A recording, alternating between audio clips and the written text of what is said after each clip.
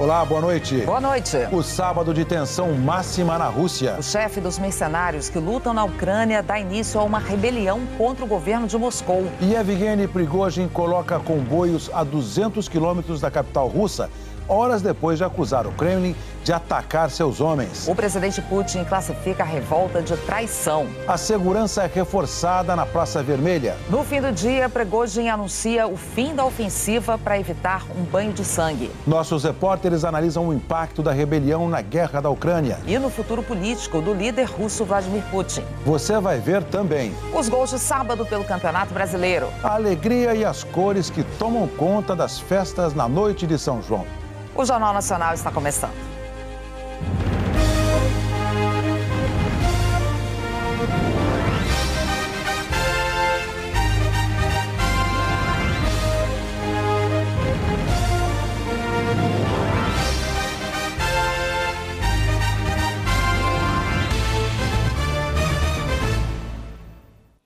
Uma rebelião de mercenários que lutaram ao lado da Rússia na guerra da Ucrânia colocou o mundo em estado de alerta nesse sábado.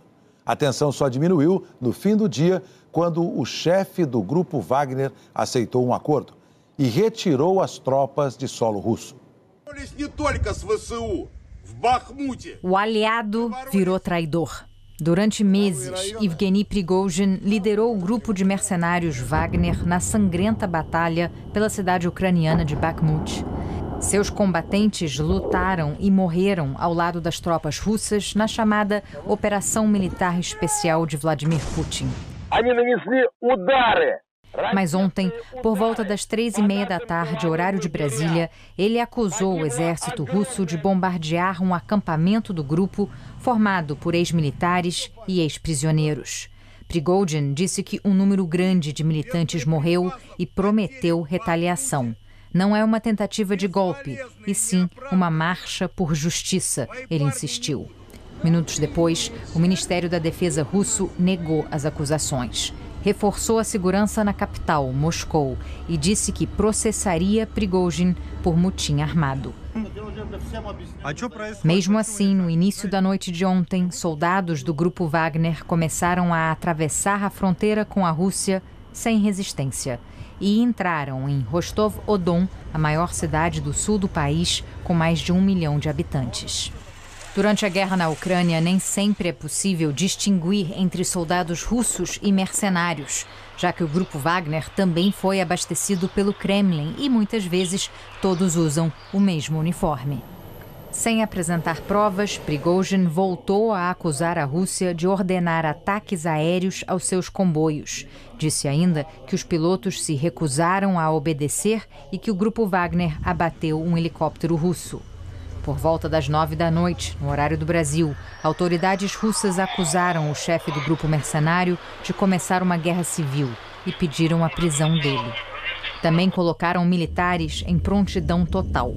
Em diferentes regiões do país, moradores foram orientados a não sair de casa. A principal rodovia de acesso a Moscou pelo sul da Rússia foi fechada. Às 2 da manhã, hora de Brasília, direto do centro de logística da invasão russa, em Rostov, Prigozhin disse que conquistou todas as instalações militares da cidade e exigiu uma conversa com o ministro da Defesa e o principal general russo, 2 homens que ele já acusou várias vezes de serem incompetentes. 1h30 depois, o governo russo anunciou a imposição de um regime antiterrorismo em Moscou que restringe a circulação de veículos e pedestres e ainda permite monitoramento de conversas telefônicas. Любая внутренняя смута – смертельная угроза для нашей государственности. Às 4 da manhã no Brasil, num pronunciamento à nação, o presidente Putin falou em ameaça mortal para o Estado russo. Chamou a ação de punhalada nas costas e prometeu esmagar os envolvidos no que descreveu como motim armado. Também disse que a Rússia estava travando uma batalha pelo seu futuro. 2 horas depois, num avanço relâmpago, o grupo Wagner tomou uma segunda cidade, Voronezh, que fica entre Rostov e Moscou.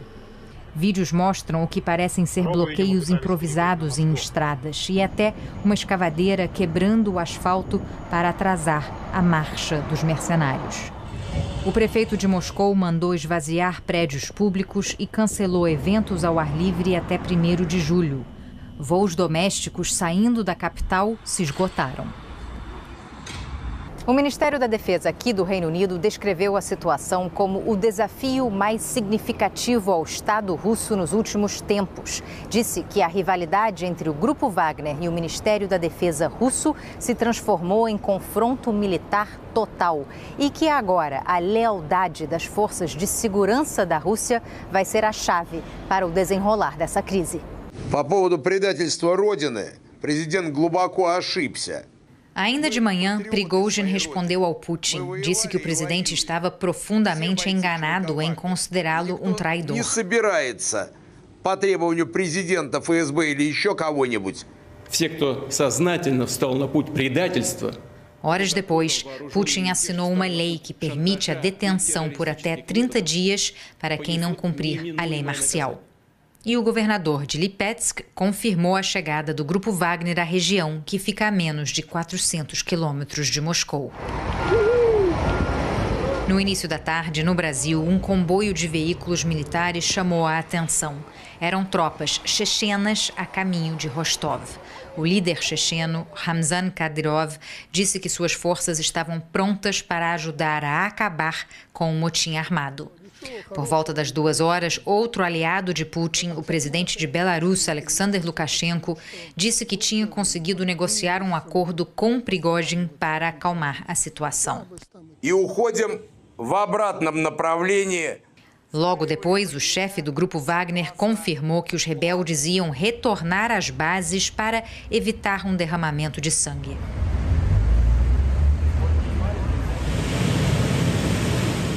A afronta à liderança de Putin beneficia a Ucrânia a curto prazo. Em plena contraofensiva para recuperar territórios ocupados, Volodymyr Zelensky disse que a revolta das tropas mercenárias expôs o caos completo que existe na Rússia e que quanto mais tempo Moscou mantiver suas tropas na Ucrânia, mais devastação atrairá para casa.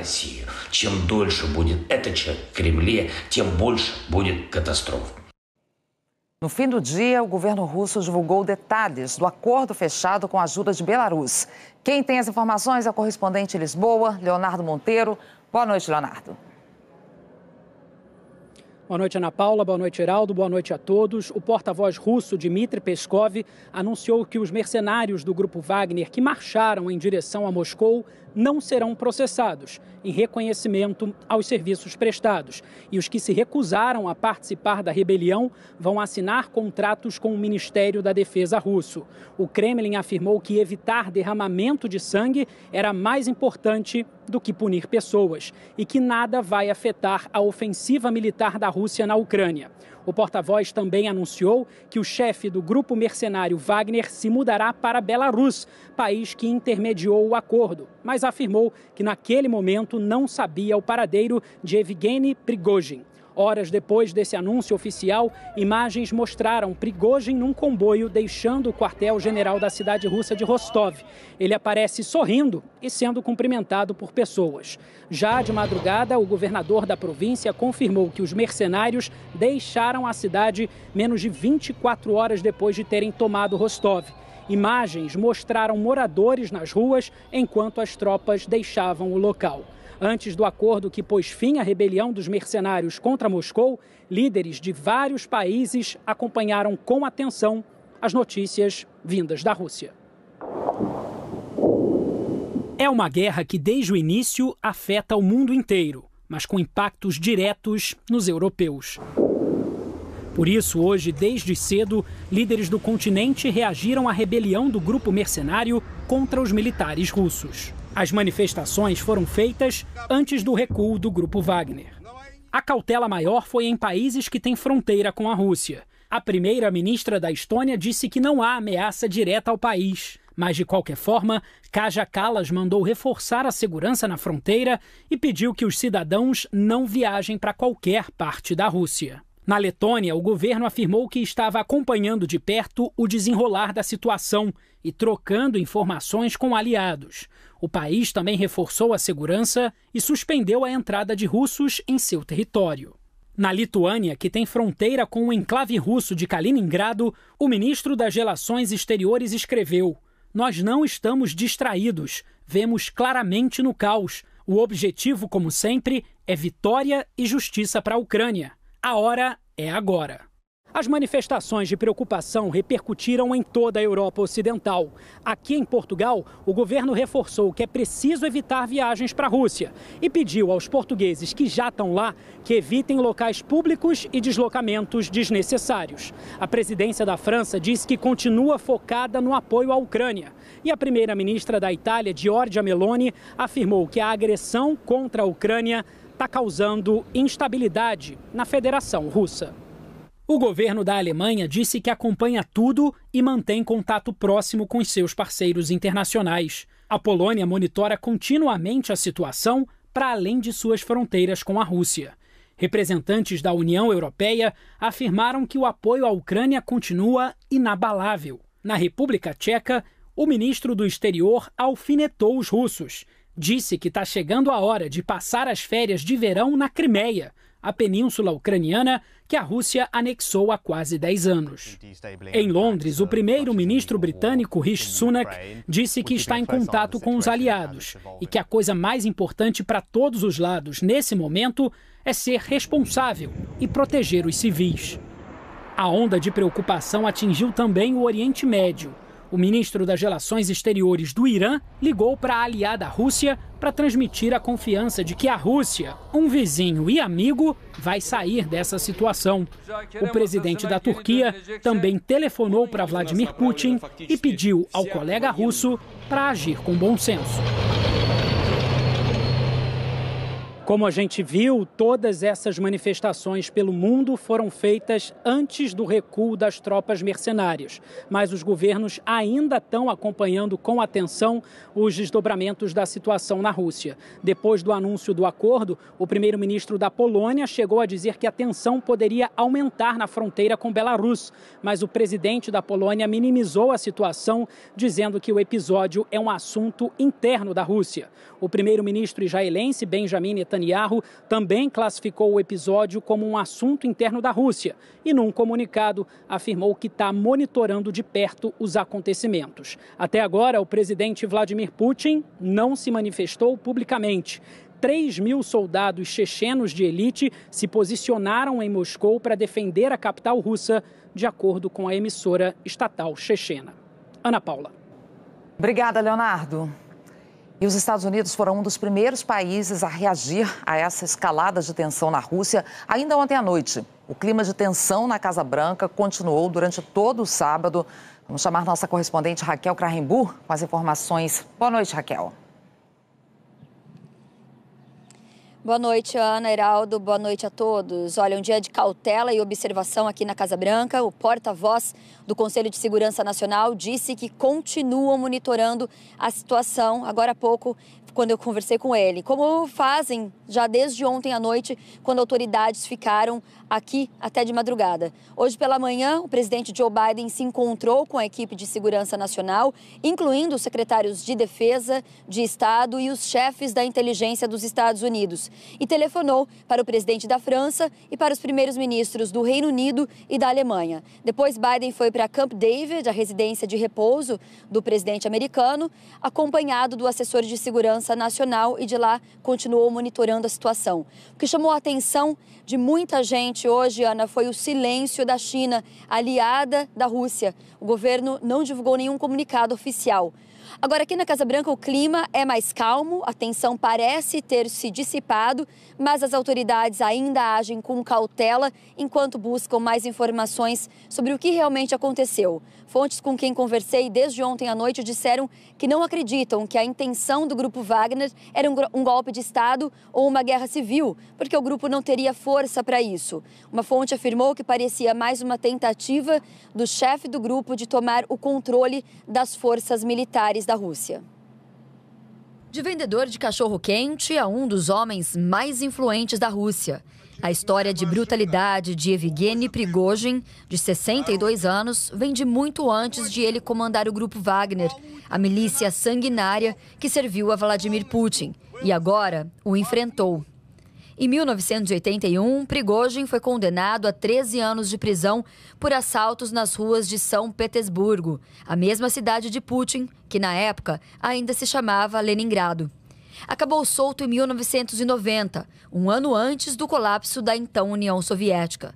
Fora da cadeia, começou a vender cachorro-quente em São Petersburgo. Em uma nova Rússia, o negócio cresceu. Prigozhin se aproximou de pessoas influentes e a barraquinha deu lugar a um restaurante chique em meados dos anos 1990. Um dos frequentadores era o então prefeito de São Petersburgo, muitas vezes acompanhado de um dos principais secretários dele, Vladimir Putin. Quando Putin chegou à presidência pela primeira vez, na virada de 1999 para o ano 2000, assim que Boris Yeltsin renunciou, Prigozhin passou a cuidar dos banquetes dos eventos do Kremlin. Ganhou o apelido de chefe de cozinha de Putin.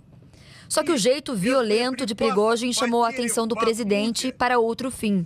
Para não envolver diretamente o exército russo nos conflitos separatistas no leste da Ucrânia, em 2014, Putin permitiu a formação de milícias para Moscou. E Prigozhin, contratado para fornecer comida aos soldados, começou a fornecer também mercenários. Surgiu o Grupo Wagner. Segundo a imprensa europeia, o nome veio do apelido de um dos fundadores da milícia, Dmitry Utkin, que o escolheu para homenagear o compositor alemão Richard Wagner, o favorito de Adolf Hitler. Desde então, Putin tem usado os mercenários em conflitos, não só na Ucrânia, mas também na Síria, na Líbia, na República Centro-Africana e até em Moçambique, país de língua portuguesa. Foi uma forma de o Kremlin exercer a influência russa pelo mundo, sem que Putin sujasse as mãos diretamente. O Grupo Wagner chegou a ter mais de 50 mil combatentes, segundo estimativa do governo britânico. Um poder de fogo bem menor do que os mais de 1.100.000 militares das Forças Armadas russas. Por muito tempo, Prigozhin não admitia que chefiava a milícia. Até o ano passado, quando ajudou o exército russo a invadir a Ucrânia. E quando assumiu que ajudou Moscou nas tentativas de sabotar seu maior rival, a Casa Branca. Prigozhin admitiu que agiu para interferir nas eleições aqui dos Estados Unidos. O Departamento de Justiça americano o acusou formalmente de comandar um batalhão também nas redes sociais, com perfis falsos baseados em dados roubados de usuários da internet. Segundo investigadores americanos, esses perfis propagaram informações falsas para favorecer o republicano Donald Trump, que venceu as eleições de 2016. Prigozhin entrou na lista dos procurados pelo FBI, a Polícia Federal Americana, que oferece $250 mil para quem ajudar a prendê-lo. O governo dos Estados Unidos também aplicou sanções econômicas contra Prigozhin no começo deste ano pelo papel dele e do Grupo Wagner na guerra da Ucrânia.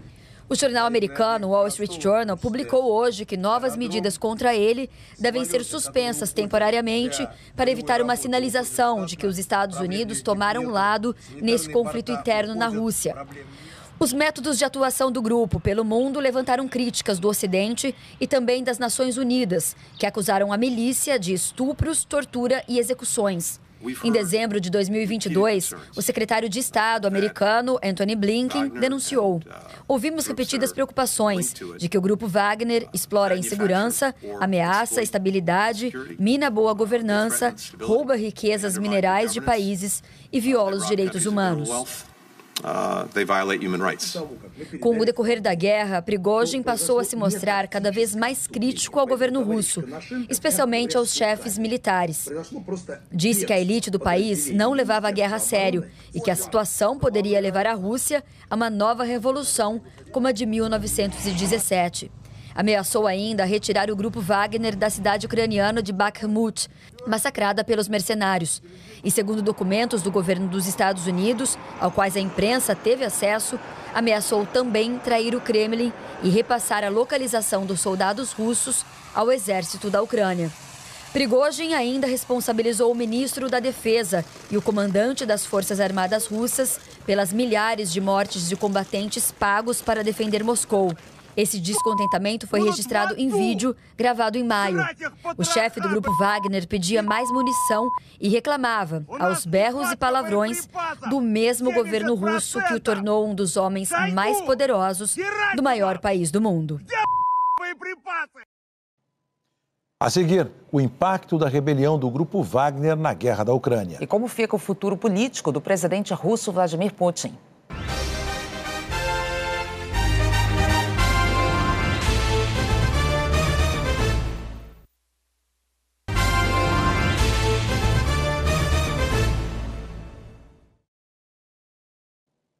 Analistas consideram que a situação política do presidente Vladimir Putin ainda é delicada, mesmo com o recuo do grupo de mercenários. A rebelião trouxe incertezas também para o futuro da guerra na Ucrânia.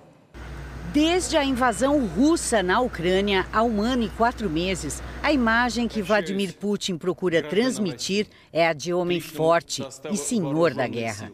Em rede nacional, o presidente russo prometeu liquidar a rebelião, mas acusou o golpe, a punhalada amiga que levou nas costas. Segundo o professor de Relações Internacionais da Fundação Getúlio Vargas, essa é a mais grave afronta sofrida desde que Putin assumiu o poder em 1999. A Rússia é um país muito centralizado, o presidente decide tudo. Em função disso, é um desafio inédito ao presidente Putin, que precisa agora também lidar com dezenas de milhares de homens armados que chegaram a invadir a própria Rússia e iniciaram uma marcha contra Moscou. Ele diz que, apesar do recuo do grupo Wagner, a situação política de Putin ainda é delicada. Ele está sendo desafiado, a sua autoridade está sendo desafiada. E ele, independentemente do que vai acontecer nos próximos dias, está muito mais fragilizado do que era até os eventos mais recentes. Analistas apontam que a saída de mercenários da região do Donbás em direção a Moscou pode ter deixado o território ocupado pelos russos mais vulnerável, facilitando uma retomada pelas forças ucranianas. Mas isso não significa necessariamente um fim mais rápido para a guerra. Não se sabe ainda se o grupo mercenário voltará a atuar na guerra na Ucrânia. Se não houver uma presença contínua dos mercenários do grupo Wagner na Ucrânia, claramente é como se você tira algumas das unidades, das melhores unidades do exército russo e, ao mesmo tempo, a Ucrânia vem recebendo armamentos mais modernos por parte do Ocidente. Para a professora de Direito Internacional da PUC de Minas Gerais, que há 15 anos estuda a Rússia, mesmo antes do acordo que pôs fim à rebelião, o cenário de um golpe contra Putin parecia pouco provável. Da parte de Putin, muitos analistas especulam, que a iniciativa dele de incentivar esse grupo paramilitar é uma manobra para tentar demandar mais efetividade das forças oficiais, do Ministério da Defesa, no sentido de criar ali uma contraparte que, sendo bem sucedida, poderia pressionar por mais êxitos as forças oficiais, as forças militares. Vladimir Putin falou em punhalada nas costas, mas o conflito com o grupo Wagner mostrou mais uma vez ao mundo que o uso de mercenários em guerras e conflitos pode ser um tiro no pé. A falta de registros e contratos oficiais e de controle por parte do governo revelou o perigo dos paramilitares. O momento é ruim para Putin e preocupante para líderes mundiais que acompanham a crise. É uma ameaça, pelo menos dentro da ordem internacional como está posta, se ela não se modificar e criar mecanismos para lidar com esse tipo de instituição, sem dúvidas nós teremos um ambiente internacional mais inseguro. Oliver Stunkel também lembrou que, apesar de ter liderado a invasão à Ucrânia, as potências internacionais ainda preferem lidar com Putin a lidar com um mercenário. Uma pessoa que teve um envolvimento em crimes de guerra em vários países diferentes e que pode ser alguém ainda mais perigoso ou menos previsível do que o atual presidente. A Rússia é um estado com armas nucleares, com a maior quantidade de bombas atômicas do mundo. Então, me parece que vários países, de repente, comparando o Vladimir Putin com o Evgeny Prigozhin vão preferir o status quo, que representa algum perigo, sobretudo para a Ucrânia, mas pelo menos é um ator um pouco mais conhecido do que o líder do grupo mercenário Wagner. O presidente Lula já está de volta ao Brasil depois de 5 dias de viagem à Europa. Antes de embarcar, ele falou com jornalistas, mas não quis fazer qualquer comentário sobre a rebelião do grupo Wagner. Lula disse que precisava de mais informações para falar sobre o assunto. O correspondente Bianca Rotier acompanhou a entrevista do presidente. Era uma agenda que se fazia... Ao fazer o balanço dos 2 dias de compromissos em Paris, o presidente brasileiro destacou o almoço da véspera com o presidente francês Emmanuel Macron. Nós levantamos todos os problemas que nós tínhamos que levantar e o problema mais sério de tudo é o acordo União Europeia-Mercosul, no qual a França tem um papel importante. Numa nova carta enviada em março, o Bloco Europeu apresentou novas condições a esse acordo fechado em 2019, depois de 2 décadas de negociações, mas até hoje não ratificado. O principal ponto é uma ameaça de suspensão de isenção de tarifas em caso de não cumprimento de metas ambientais. Fomos 3 repórteres a perguntar ao presidente brasileiro sobre o clima de tensão na Rússia, com o motim de mercenários do grupo paramilitar Wagner. Lula não quis comentar. Afirmou que, naquele momento da entrevista, não tinha base para abordar um tema tão sensível. Veja, eu não sei o tamanho da rebelião. Eu só estou te pedindo o seguinte, quem sabe quando eu voltar para o Brasil, no dia seguinte eu já tenha todas as informações possíveis, porque eu vou conversar com muita gente a respeito dessa chamada rebelião. Eu só não posso comentar uma coisa que eu não li, que eu não conheço. Sabe? Então, seria precipitado da minha parte fazer juízo de valores sobre qualquer assunto. O presidente Lula disse ainda que não ficou chateado com o jornal francês La Libération, que o colocou na capa como uma decepção e o descreveu como um falso amigo do Ocidente, por não se juntar a líderes de potências ocidentais na forte condenação à Rússia pela guerra na Ucrânia. Eu não fico chateado quando um europeu, no caso da guerra, pensa diferente de mim. Eles estão no centro da guerra. Eu estou a 14 mil quilômetros de distância. Então, é muito normal que eles estejam muito mais nervosos porque eles estão vivenciando a guerra e sofrendo as consequências da guerra mais imediata.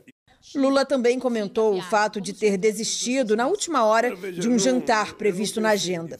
Era um convite do príncipe herdeiro da Arábia Saudita. Mohammed bin Salman, acusado de mandar esquartejar o jornalista Jamal Khashoggi no consulado saudita em Istambul, foi quem enviou joias à ex-primeira-dama Michele Bolsonaro. Lula disse que a anulação não foi por medo de repercussão negativa. Eu simplesmente não tive condições de participar da reunião, ou seja, vou pedir para que o Itamaraty o convoque para ir ao Brasil discutir negócio com os empresários brasileiros. Eu não estou preocupado com a joia, eu não estou preocupado porque isso não é comigo. Eu estou preocupado com o seguinte, se tiver empresários da Arábia Saudita que queiram fazer investimento no Brasil, o Brasil terá interesse em receber esses empresários. Esta foi a 3ª viagem do presidente Lula à Europa neste 3º mandato. Antes de embarcar para o Brasil, ele revelou que ainda avalia voltar para cá no mês que vem, para a cúpula entre a União Europeia e a CELAC, a Comunidade dos Estados da América Latina e do Caribe, em Bruxelas. Lula falou que, se não puder vir, será representado pelo vice-presidente, Geraldo Alckmin. Mas, segundo ele, uma ausência pode dar a impressão de falta de interesse nas discussões. E essa entrevista do presidente Lula foi ainda em Paris, antes de voltar para o Brasil. E o repórter Vladimir Neto, em Brasília, tem outras informações. Boa noite, Vladimir.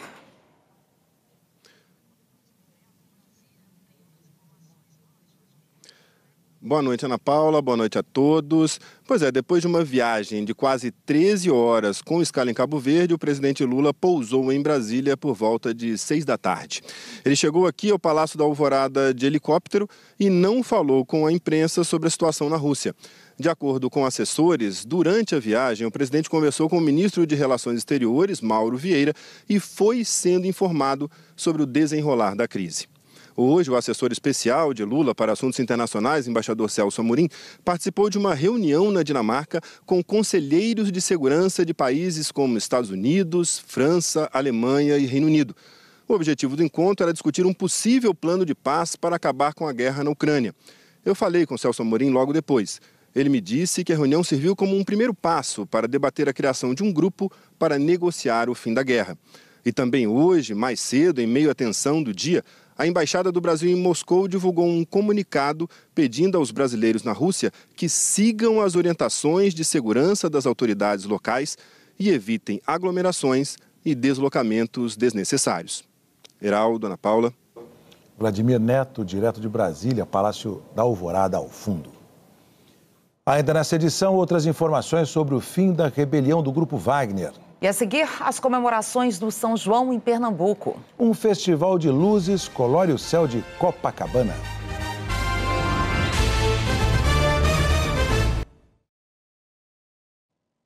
Uma das festas de São João mais tradicionais do Nordeste teve muita música, competições e dança. 2 pra lá, 2 pra cá. Esse é o ritmo que embala os 4 cantos do Nordeste no São João. Em Petrolina, a 700 quilômetros do Recife, a temporada junina vai de maio a julho. No Rio São Francisco, o arraiá flutuante navega ao som da sanfona, do triângulo e da zabumba. O saculejo da embarcação ajuda a acertar o passo de quem sai do ritmo. Esse casal veio da Alemanha. Aprovou a festa. Dá pra dançar à vontade, é ótimo. Até meu marido que não sabe dançar aprendeu hoje. O autêntico forró pé de serra embala os navegantes rumo às ilhas do Rio São Francisco, aqui no sertão pernambucano. Uma tradição de 26 anos. São mais de 7 horas de forró. E se o cansaço ameaçar bater, tem amendoim, queijo coalho e rapadura para recarregar as energias e continuar arrastando o pé. No início estranhou um pouco, porque as pessoas falavam, vai dançar forró dentro do rio, dentro de uma barca, ninguém segura, mas hoje não, é a tradição. A animação acontece tanto nas águas quanto em terra firme. Na zona rural, uma corrida de jegues atrai competidores de todo o país. Criada pelo saudoso radialista Carlos Augusto Amariz, a Jecana do Capim, patrimônio imaterial de Pernambuco, está completando 50 anos. A Jecana, ela fixa o homem do campo, a sua região, a nossa região. Ela valoriza e exalta a vida social do homem do campo. É uma disputa acirrada. A cada largada, poeirão, torcida vibrante e a consagração dos campeões. Além de promover cultura, o São João aquece a economia local. A expectativa é movimentar 280 milhões de reais.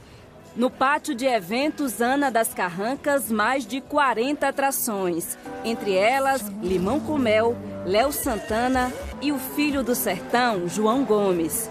Uma mistura de ritmos para animar quase 1 milhão de forrozeiros. Público presente em todos os dias dos festejos, de acordo com a organização. Quem nunca veio, venha, porque aqui é o melhor São João do Brasil, do mundo.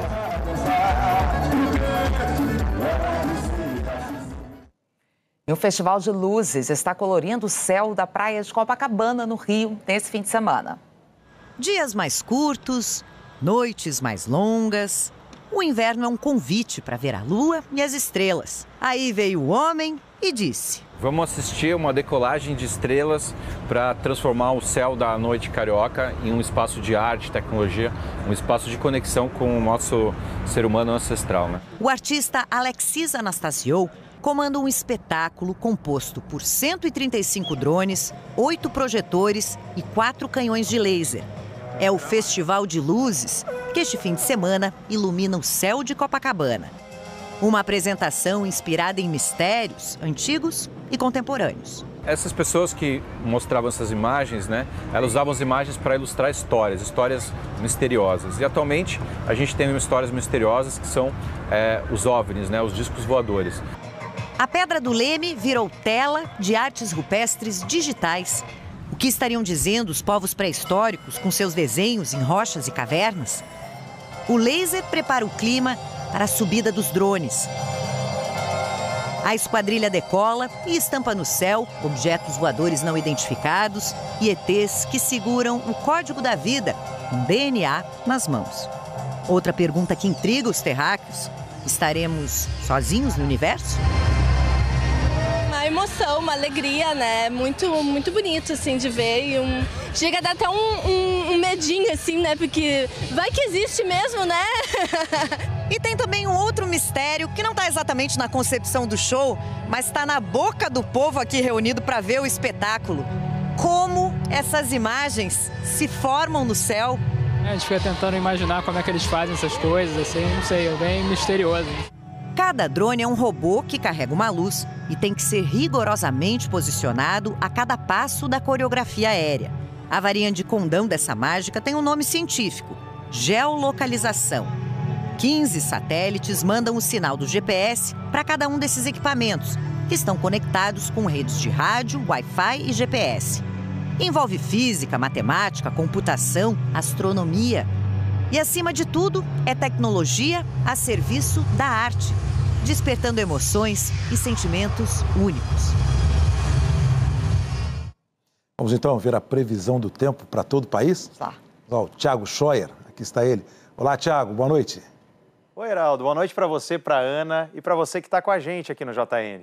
O primeiro domingo do inverno promete ser quente e ensolarado em quase todo o Brasil. Só que no sul, no sudeste e no centro-oeste, o dia ainda começa com temperaturas mais amenas. Florianópolis vai iniciar o domingo com 17 graus, Campo Grande também, Brasília e BH com 12 de mínima. Depois o sol aparece e as temperaturas aumentam bastante entre o norte do Brasil, Nordeste e também o sul, onde você vê em amarelo, o sol vai brilhar forte. Entre as capitais, onde a temperatura à tarde dispara, comparando com o amanhecer, está o Rio de Janeiro. O dia por lá começa com 15 graus, depois à tarde vai chegar aos 31. São 16 graus de diferença, né? O que a gente chama de amplitude térmica. Em Cuiabá vai esquentar bem à tarde também. Vai chegar aos 35 graus. Curitiba chega aos 26, Rio Branco aos 33 e São Paulo aos 27. Todas com sol. E por causa desse tempo firme, quase sem nuvens, a umidade do ar acaba caindo bastante mais uma vez em toda essa área em amarelo, que vai do Piauí, passa por Mato Grosso, avança até Minas Gerais, Rio de Janeiro, São Paulo e vai até oeste catarinense. Por outro lado, a chuva fica mais presente nas bordas do Brasil. Ela avança amanhã pelo Rio Grande do Sul e também vai pegar aqui, ó, entre o litoral e o leste da Bahia, passando até o Maranhão e invadindo a região norte até o Amazonas.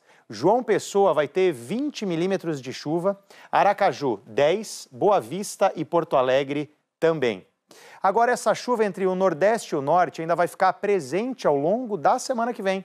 Chuva isolada que continua entre o leste do Nordeste e a região Norte. Agora, calor e baixa umidade, esse permanece, tá? Isso aí tudo permanece à tarde em grande parte do país. E uma nova frente fria chega na quarta-feira ao sul do Brasil. Ela continua avançando até chegar ao sudeste na quinta-feira. E aí vai trazer chuva para essas duas regiões. É o caso dessas capitais aqui, ó. Porto Alegre, que terça-feira, por exemplo, vai ter 27 graus, com a chegada da chuva, cai até para os 16 de máxima na quinta. Em São Paulo, a mesma coisa, chuva chega um dia depois. Na quarta-feira, ainda vai estar seco, com 28 graus de máxima à tarde. Na quinta-feira, com a chegada da chuva, chega só aos 21. Bom domingo para todo mundo e para vocês também, Heraldo e Ana. Para você também. Obrigada, Thiago. O Fantástico de amanhã vai mostrar como jovens que usam um aplicativo para divulgar cenas de violência e ódio também cometeram crimes fora da internet. Eles atraíam meninas de outros estados para casas em São Paulo e praticavam estupro, agressões e tortura. A telinha do pai, ó. Entre as vítimas, menores de idade. Olha aí, que delícia. Quantos anos tem aí, cara? Eu tenho 13. E o depoimento chocante da irmã da adolescente. Chegando lá, eles doparam ela e forçaram novamente ela a ter relações. E bateram nela, cortaram ela. A tragédia com o veículo submersível que implodiu quando transportava 5 pessoas até os destroços do navio Titanic. Um jornalista que conseguiu fazer a mesma aventura contou ao Fantástico o que sentiu durante o percurso. Você está literalmente no meio do nada, com 4 quilômetros de água em cima da sua cabeça. Uma entrevista com as filhas de Gugu Liberato sobre a disputa pela herança do apresentador. A gente não deixa isso afetar, porque a relação entre irmãos é muito mais importante, né? No Japão, nossos repórteres fazem uma viagem no tempo para mostrar a cultura dos samurais. O Fantástico veio conhecer o Gui, que nos emocionou essa semana com a sua vontade de viver. Depois de 16 dias em coma, ele finalmente pôde reencontrar a família, né, Gui? Sim. Oi, Fantástico. Tudo beleza? É o show da vida. Logo depois do Domingão com o Hulk. Nosso domingo juntos. A seguir, as últimas informações sobre o fim da rebelião do grupo mercenário Wagner contra a Rússia. Os gols deste sábado do Campeonato Brasileiro. Seleção brasileira feminina recebe uma visita especial na Granja Comari.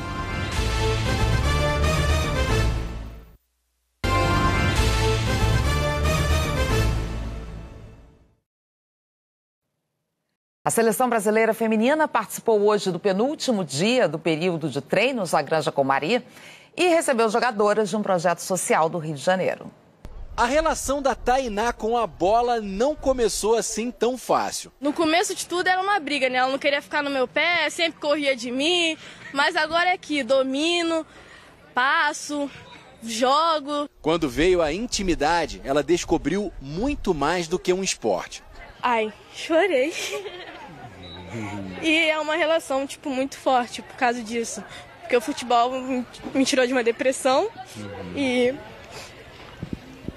foi ali onde eu encontrei meu refúgio. Tainá é jogadora do projeto social Pretas em Campo, que atua em comunidades do Rio de Janeiro como a Cidade de Deus. Ela é uma das 75 meninas que hoje visitaram o treino da seleção feminina na Granja Comari, em Teresópolis, região serrana do Rio. Ele é um projeto que trabalha o enfrentamento ao racismo, o enfrentamento à violência contra meninas e mulheres. Também aprendi sobre autoestima, sobre protagonismo de mulheres negras, sobre mulheres negras no esporte, né? Tudo começa com a paixão das meninas pelo futebol. Até que vem o privilégio de se tornar jogadora profissional, depois alcançar a seleção brasileira. As que já conseguiram encerram amanhã o período de trabalho iniciado na última segunda-feira e ficam esperando a convocação da seleção para a Copa do Mundo, que vai ser na próxima terça. É muito inspirador porque a gente se vê um dia no lugar delas. A gente pega elas como referência. E no final do treino, todo mundo se misturou numa farta distribuição de fotos, autógrafos e carinho. Nosso papel hoje, fora de campo, é isso, é inspirar outras meninas a jogarem futebol, né? E receber esse carinho aqui delas, especialmente agora tão próximo da Copa do Mundo, é legal, né? A gente vai com um gostinho ainda mais especial para essa Copa do Mundo, uma responsabilidade grande. E a camisa cheia de autógrafos é só um dos presentes que a Tainá vai levar. Sou realizado, né? Enquadrar e deixar guardadinha lá no meu quarto. Além de tudo, vai ser memórias que não vai sair da mente. Amanhã começam os jogos de volta das quartas de final do Brasileirão Feminino, com transmissão da Globo a partir das 5:10 da manhã pelo horário de Brasília. Gol! Gol! Pode ser com um chute, pode ser também com a cabeça. E o Brasileirão Feminino de Futebol está cheio, encorpado, repleto de muitos exemplos. A competição tem um número elevado de gols, foram 423 em 124 jogos, média de 3,41 por partida. Alguns deles memoravelmente bonitos. Golaço de falta é assim, batida com precisão, no ângulo, como fez a Andressinha do Palmeiras. Ou treinada com passes contados e chute potente e indefensável. A autora dessa cobrança foi a Yasmin, do Corinthians. E você tem que concentrar bastante para aquela oportunidade que você não sabe realmente se você vai ter outra ou não. Então tem que ter um grau de concentração muito alto, uma leveza também. Tem jogadora que, não contente em fazer fez logo 2 golaços numa partida só. Cristiane, atacante do Santos. E quando o gol se torna bonito pelo conjunto da obra? A troca de passes rápida, um toque de primeira, terminou no mergulho de cabeça da Bianca, a goleadora do Cruzeiro. Pela jogada em si, que a gente saiu tocando lá de trás até chegar ao gol, acho que esse foi o mais bonito. Amanhã começa a rodada decisiva das quartas de final do Campeonato Brasileiro Feminino. Uma competição que conta com jogadoras de seleção com Copa do Mundo no currículo e outras que ainda sonham disputar o Mundial da Austrália e Nova Zelândia a partir do dia 20 de julho. E afinal, existe gol feio? Feio é não fazer gol. No Brasileirão masculino, o Atlético Paranaense venceu o Corinthians e chegou ao 7º lugar da tabela. As duas equipes se enfrentaram em Curitiba e o Vitor Roque fez o gol do jogo. 1-0 para o Furacão. No Rio de Janeiro, o Bahia saiu na frente do Fluminense, gol do Vinícius Mingotti. E mesmo depois da expulsão do zagueiro Nino, o Flu virou. Gols de Lelê e de Pirani no segundo tempo. Fluminense 2, Bahia 1. O Fortaleza recebeu o Atlético Mineiro. Pochettino aproveitou o desvio no meio do caminho e fez de cabeça. E de dentro da pequena área, Tinga aumentou a vantagem do time da casa. Allan Kardec descontou para o Galo, mas não foi suficiente. Final Fortaleza 2, Atlético 1. Amanhã o Esporte Espetacular repercute a 12ª rodada do Brasileirão e traz muitas outras atrações. Oi, gente, boa noite. Boa noite. Amanhã o Esporte Espetacular vai mostrar a história de um lutador brasileiro de sumô. Ele não é gordo. Por que ele faz esse esporte? O sumô é pra quem gosta. Hoje, meu maior sonho é que o sumô se torne olímpico. Representar lá o Brasil nas Olimpíadas de sumô. É um sonho isso daí. A seleção brasileira segue à espera de um novo treinador. E no quadro Debate, a gente perguntou: vale a pena esperar pelo italiano Carlo Ancelotti? A gente está falando de um dos melhores treinadores do mundo. Como será esse ano sem ele? Mas desde que tenha um plano de ação. E a história das irmãs gêmeas Letícia e Luara, de 9 anos. Craques de bola e amigas da atacante Caroline, da seleção brasileira. Qual é o objetivo? E o Esporte Espetacular amanhã começa um pouco mais cedo, hein? Às 9h10 da manhã. Até lá, esperamos vocês. Antes de encerrar, a gente volta a falar sobre o dia de tensão na Rússia. Raquel Krahenbuhl tem as atualizações sobre o fim da rebelião do Grupo Wagner. Raquel. Oi, Ana. As comunicações de altas autoridades dos Estados Unidos com países aliados continuam agora à noite. O secretário de Estado, Antony Blinken, conversou há pouco com os ministros das Relações Exteriores da Ucrânia, da Polônia e da Turquia. Mais cedo, ele conversou por telefone com os ministros das Relações Exteriores dos países do G7 e com o chefe da diplomacia da União Europeia. Nas conversas, Blinken reiterou que o apoio dos Estados Unidos à Ucrânia não vai mudar e que vai permanecer em estreita coordenação com os parceiros. Ana, e a imprensa americana diz que autoridades dos serviços de inteligência dos Estados Unidos tinham informado líderes do Congresso sobre movimentos potencialmente preocupantes do Grupo Wagner, como o acúmulo de equipamentos ali perto da Rússia nos últimos dias. Ana. Obrigada, Raquel. O Jornal Nacional de hoje termina aqui. Uma boa noite para você. Boa noite e bom domingo.